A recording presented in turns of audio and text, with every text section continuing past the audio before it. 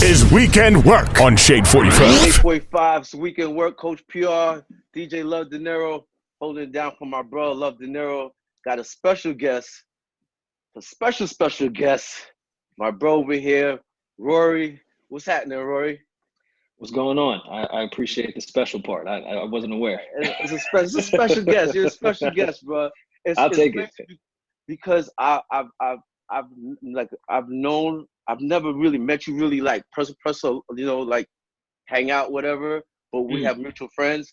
Sha Yes, Money. we do. Yeah. We have mutual family. Right. It's family. And then like Sha has like all great stuff he always say about you. Like I think he said like, yo, you met Rory. I was like, oh, we did. Like, I'm sure. I was running around with Sha for years, but I was like 18, 19, so I was kind of in the tuck in the corner. Probably didn't notice me.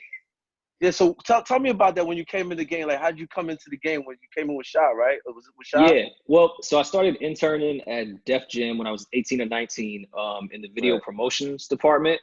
And I was working on, he had just signed Crit, and I had some suggestions just on Big Crit. Stuff. That was his first signing, right? Was that his first signing at Def Jam?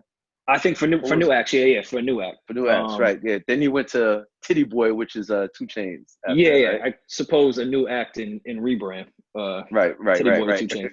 But yeah, I mean, they were working a lot of the Crit stuff and video promotions they were trying to work it on 106 and, MTV Jams and shit like that. But it was much more viable on the internet because his fan base was so much younger and you couldn't use the same tools that you could use for the older artists. So I just had made a suggestion about working this more on a YouTube angle than for MTV Jams. Right.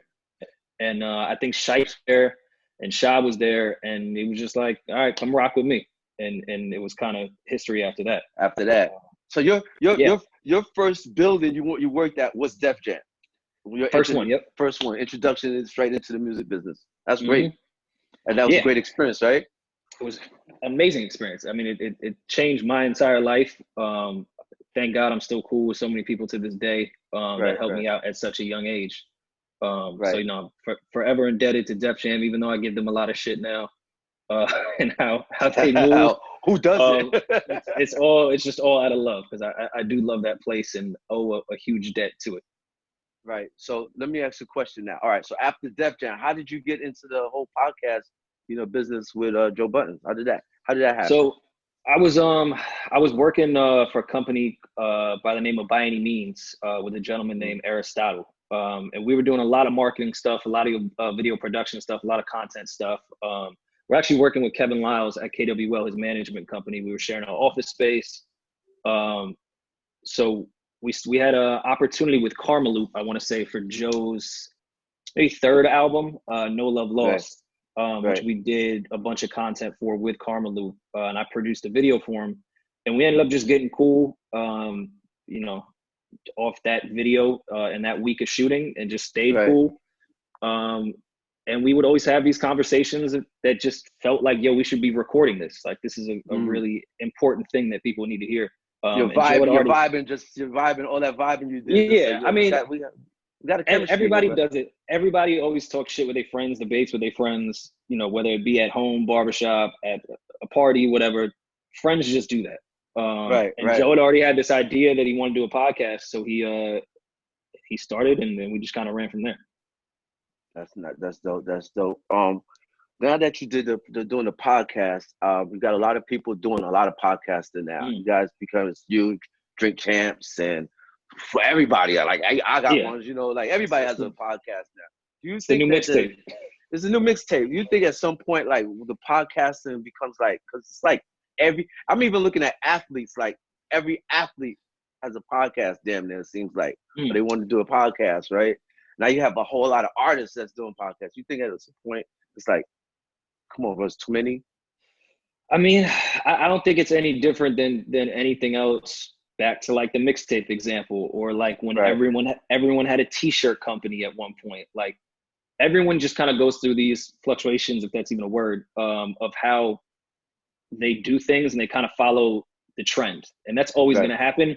But as we see, the ones that are really about it, really have talent, really have drive and creativity, it'll last. But I mean, it's Right. it's like any other thing. It's not just podcasting. It's everything in life. When something catches some steam, you're gonna get a bunch of people flooding in to do it. And podcasting appears to be very easy because all you need is a microphone. It appears to be easy, so people run to do it, and everyone has an opinion too. You know, it's easier than music. You don't have to play anything. You don't have to rhyme anything. You just have to talk, which everyone does. You just have to talk, which everyone does. Right. Of course, everyone's going to do it, but when they come to realize that it's much different than just giving your opinion to a group chat or to a barbershop. Like, you have to have a real point of view, and you're now kind of under scrutiny of everything that you say. Like, you can't just say some shit on a whim. It's much different than what it appears to be. Right. Were you into listening to podcasting before? Were you a podcaster? Yeah. Podcast listener? I liked Combat Jack, obviously, rest in peace. I liked Juan Epstein was really good. Those were probably like the two main ones early that I was into. And Juan Epstein is that's Peter Rosenberg and Cypher Sounds. Cypher Sounds. Yeah. All right, so this is what I wanted to ask you, because when I saw this, I was like, man, what's he doing? I know he ran with Sha Money and everything. He should know better. Mm-hmm. Bro, last week you had a battle with Buttons with GUnit again. You played the GUnit set, and he played the Rockefeller set. Yes. All right. So, what? First of all, like, was it just only for like, no mixtape songs? No, we do. All right. So the funny thing is, which a lot of people didn't see, me and Joe were on IG Live, just chilling, talking shit. And I had told him that Banks was a better mixtape artist than him. So on a whim, we kind of went and just did an impromptu. Like, there was no structure. We didn't do the 20 songs thing. We just kept going for like 4 hours. He was playing his shit. I was playing Banks shit. Banks was in there too, having fun. Like, it was a really good time. Banks. I saw Banks up in there. So then we already had that Rockefeller GUnit idea as is, and everyone loved the Joe versus Banks battle. I kind of knew I was taking the undercard with the GUnit thing, but I knew I could throw some punches in that. Right. So I don't think it was a clear win. I think I held it down for GUnit in that Rockefeller battle. But there were some songs that people, even me, would say, Rory, play this, play that.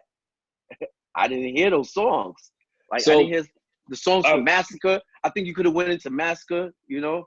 We didn't want to do, when we were talking about it prior, we were like, all right, let's not try to single the whole audience to death. Like, I don't want to hear Candy Shop versus H to the Izzo. Like, let's try to I started with Problem Child.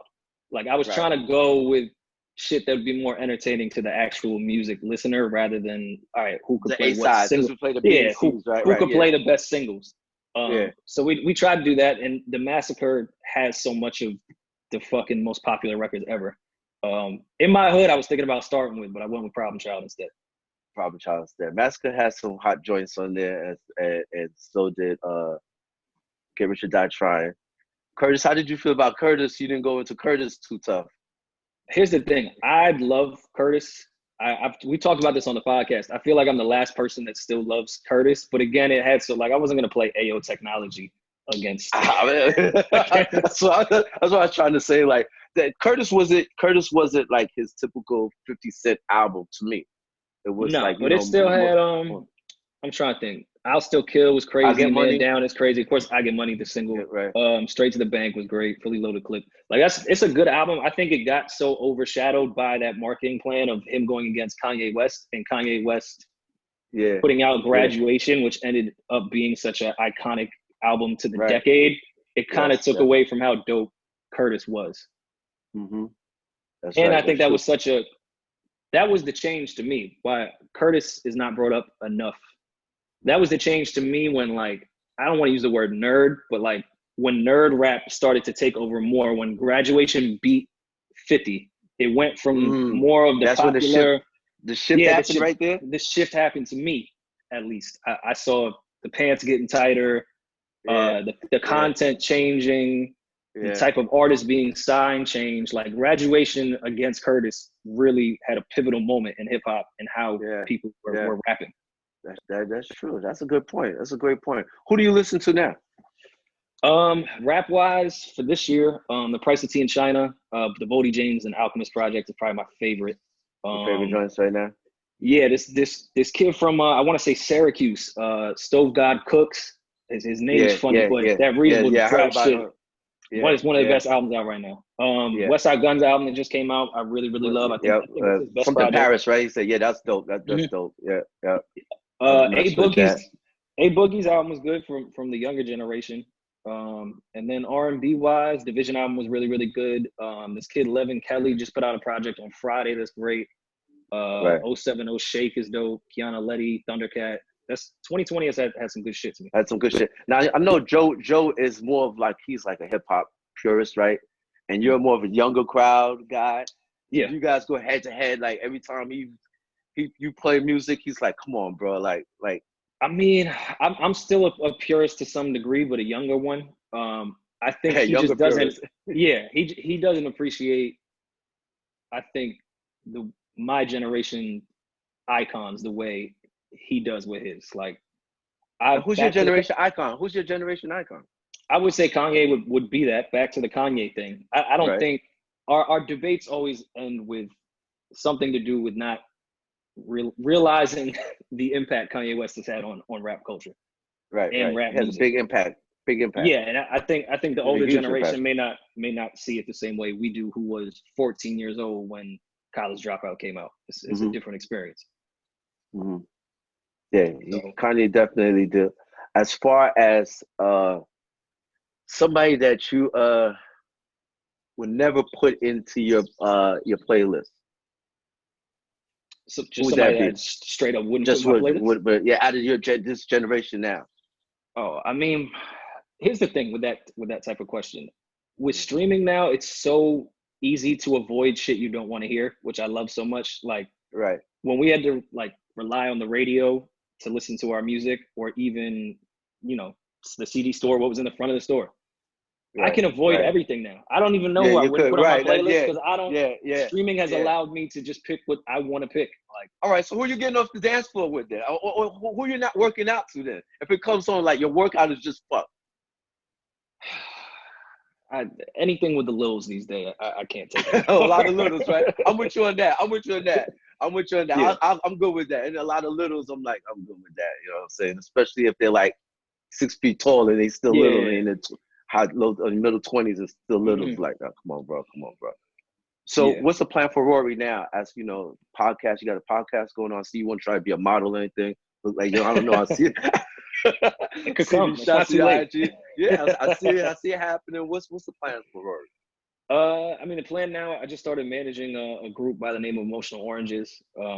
We just, unfortunately, Coachella was canceled, but we were on the bill for that. We put out 2 EPs, working on the third one, hopefully to put out for this year. You gotta get us the music, bro. Get us the music, bro. Yeah, absolutely. I'll text it to you.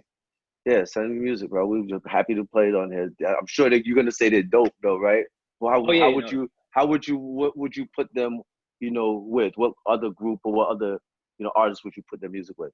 It's more of like alternative R&B, maybe like a Majid Jordan type vibe. Okay. Like it's not just straight traditional R&B, but it definitely has elements to it. But they're really great. I played them on the podcast, and that's kind of how I got introduced to them. And we just DM'd and got cool from there, and then started working together.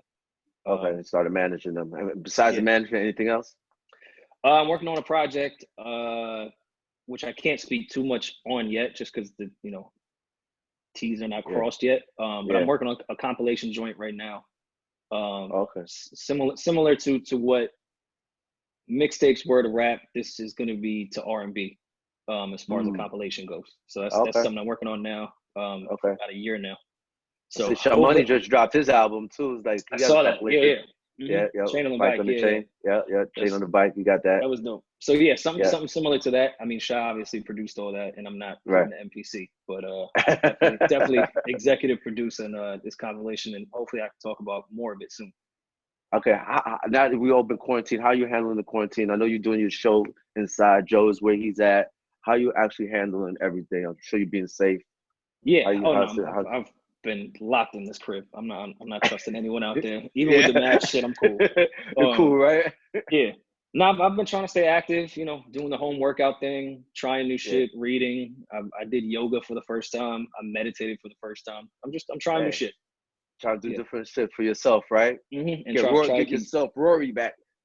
Yeah, and just stay active, not just physically, mentally. Like sitting in the crib can really fuck with you for this amount of time. Right. So you gotta do new things. That's fact. So. That's fact. Hey man, listen, man, I appreciate you, bro. Listen, when this is all over, bro, you gotta pull up on the show, bro. Oh, absolutely. Live, you know, yeah, absolutely. Come into the studio, everything, you know. Hopefully we can get you and Joe. If Joe wanted to come into Shape 45 studio, I don't know. Yeah, see if he's welcome. Yeah, I'm sure he'd be welcome, bro. I'm up there a lot. Did you speak to him about that? Didn't you speak to him about that? Like, yo, like, bro, that's Eminem. Like, try to squash you, try to fix that.